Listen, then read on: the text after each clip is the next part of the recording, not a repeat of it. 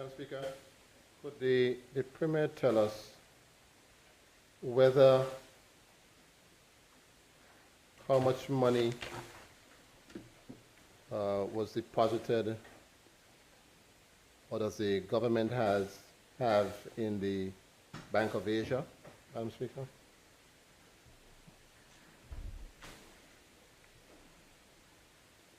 Madam Speaker, let me, one second, let me pull up the electronic version. I don't have a printed version myself unless you want me to.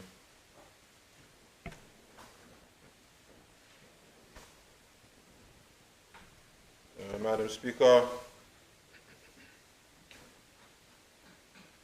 Bank of Asia has, as at 30th April 25, $5,035,947.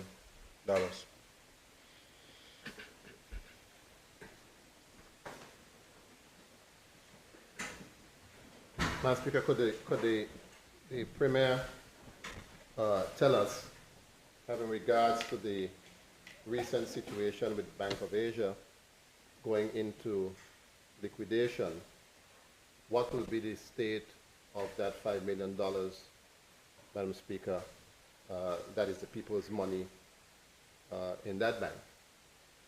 It's a two-part question. And having regards to the offshore alert information that came out on the 2nd of April 2025, indicating that the principal of the bank's assets should have been freezed in the BVI, why didn't the Premier seek to withdraw or somehow get that $5 million of the people's money out of the bank before it collapsed? Madam Speaker, I'll be very careful how I answer the question. Of course, in the Virgin Islands, we have a strong confidence in our regulators, the Financial Services Commission, and now the Virgin Islands Deposit Insurance Corporation. They are the ones who have the responsibility for the supervision of these financial institutions. Of course, the Accountant General has a policy, the government has a policy that the Accountant General acts on in terms of support for different banks in the territory, and the deposits are spread across all the banks in the territory.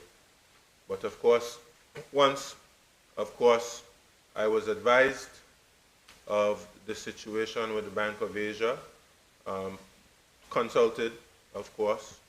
I was informed of what the actions would be, but these are actions exclusive for the regulator, and it's not for me to take any action, so to speak.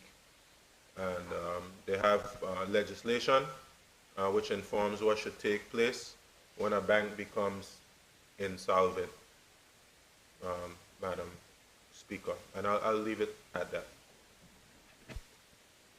Madam Speaker, I didn't get the full response. I just want a little clarity. Premier, if you could just answer me very quickly.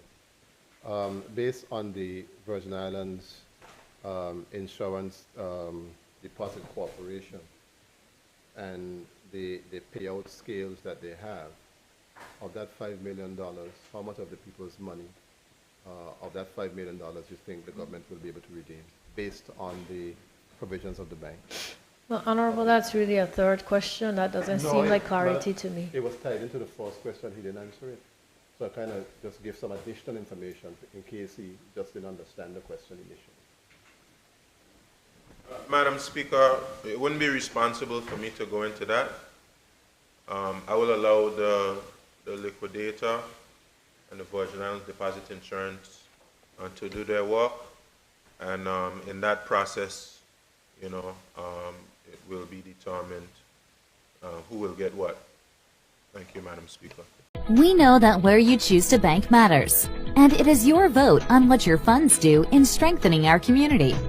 As your official Bank of Paradise, we invest and support the lifeblood of our economy by helping in the realization of personal goals for homeownership, education, and entrepreneurial visions, which support small businesses.